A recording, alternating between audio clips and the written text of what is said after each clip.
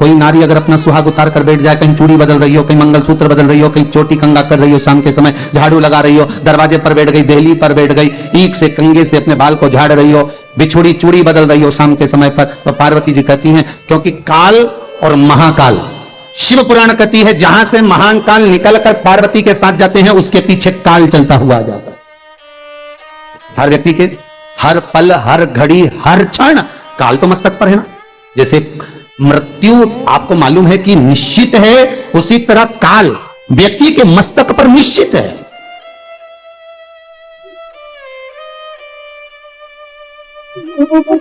कभी कोई किसी के साथ में अगर कोई एकदम अचानक कोई घटना घट जाए और व्यक्ति को चोट भी कम आए, लगी भी कम हो, समझ लेना कोई काल मस्तक पर चल रहा था और वो काल महाकाल ने टाल दिया। हो सकता है कि महाकाल वहां से निकले हो या महाकाली ने कुछ कृपा करी हो, महाकाल बाबा ने कुछ करुणा करी हो, तो वो काल तुम्हारा टल गया,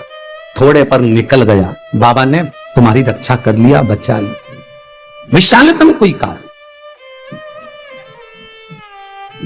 ठेकेदारी करते हैं ना, जो ठेका भरते हैं कि नहीं मेरा टेंडर आना चाहिए, मेरा ये काम होना चाहिए, मेरी मल्टी बनना चाहिए, या मेरा ये काम के लिए जा रहा हूं, ये काम फतेह होना चाहिए, उसके सबके हाथ पैर जोड़ने से अच्छा एक काम करो, बस 108 सरसों के फूल उठाओ, शंकर जी का उद्धतेश्वर महादेव का नाम लिखो और छोड़ दो, शिव जी के ऊपर एक एक कर चढ़ा दो, वो ठेका तुम्हें ही मिलेगा, वो काम तुम्हारे पास ही आएगा। बस केवल अवधूतेश्वर में डॉक्टर बोल रहे हैं कि ऑपरेशन से बच्चा होगा, 7 गुड़ की डली लीजिए छोटी छोटी सी और हाथ में रख लो, शंकर भगवान के ऊपर से 21 बार घुमाइए, तमरुका जी का नाम लेकर, शिव जी को छुआकर, जो नारी को हॉस्पिटल लेकर जा रहे हो जापे के लिए, डिलीवरी के लिए, अगर डॉक्टर ने बोला है ऑपरेशन से होगा, उस नारी को वो 7 डली थोड़ी थोड़ी कर खिला दीजिए। 7 डली गुड़ खाते से नारी का जो प्रसव होगा वो ऑपरेशन से नहीं होगा, नॉर्मल जन्म लेगा बच्चा, ऑपरेशन से भी। यही तमरुका जी का प्रमाण है। जो बच्चा रात्रि में गंदगी कर देता हो, सुसु कर देता हो बिस्तर पर, तो तमरुका जी महाराज का स्मरण कर शंकर जी के ऊपर 1 कटोरी जल, उसमें थोड़ा गंगा जल मिलाकर शंकर को समर्पित कर दीजिए, नीचे 1 कटोरी लगाइए, उस कटोरी में उस जल को झेल लीजिए, शंकर भगवान के ऊपर से बेलपत्र उठाइए। जो बच्चा गंदगी करता हो, सुसु कर देता हो रात्रि में बिस्तर पर, या डरता हो या पढ़ाई में चित्त नहीं लगता हो, उस बच्चे को बेलपत्र खिलाकर पानी को पिला दीजिए, बच्चा गंदगी करना बंद कर देगा। तमरुका जी के नाम का इतना प्रमाण हो रहा है, वो तमरुका सहज नहीं है।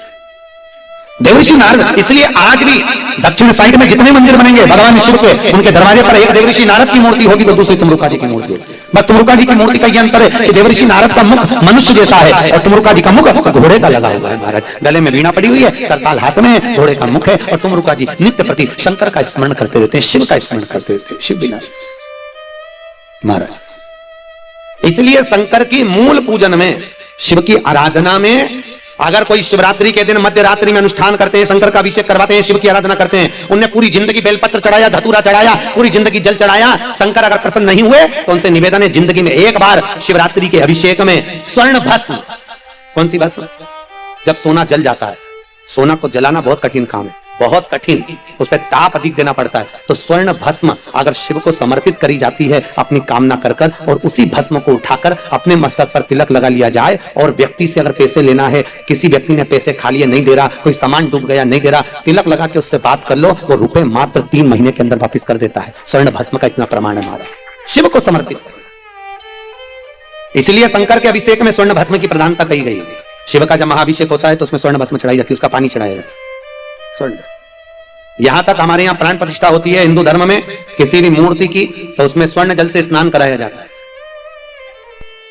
एक बेलपत्री का पौधा कहीं शिव मंदिर के नजदीक में, शंकर की शरणागति में कहीं निर्मित अवश्य करो, और प्रयास करना उस पौधे के लिए कि वहां पर जल भी कोई ना कोई चढ़ाता रहे, भले आप, और जैसे जैसे वो पौधा बढ़ेगा, ये विश्वास रखिए आपके घर में फिर संपदा आना प्रारंभ हो जाएगी, फिर वापिस लक्ष्मी आना। और आप किसी के यहां नहीं लगा सकते तो अपने ही भवन में लगाओ,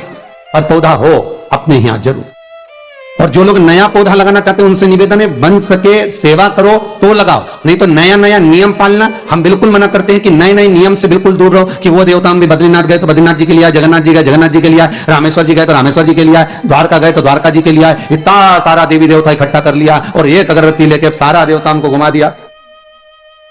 देवता उन भी सोच रहे कितनी बेवकूफ बना रही है, भगवान भी विचार कर। इतनी सी शक्कर लेकर सुबह सुबह से बैठ गए, गणेश जी को लगा दिया,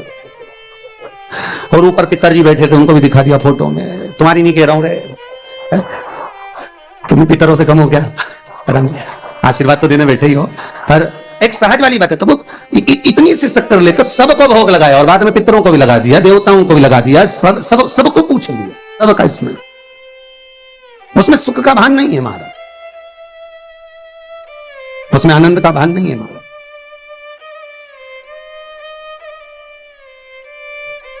एक साधे सब सधे, हमें ज्यादा फैलाना नहीं फैलाना,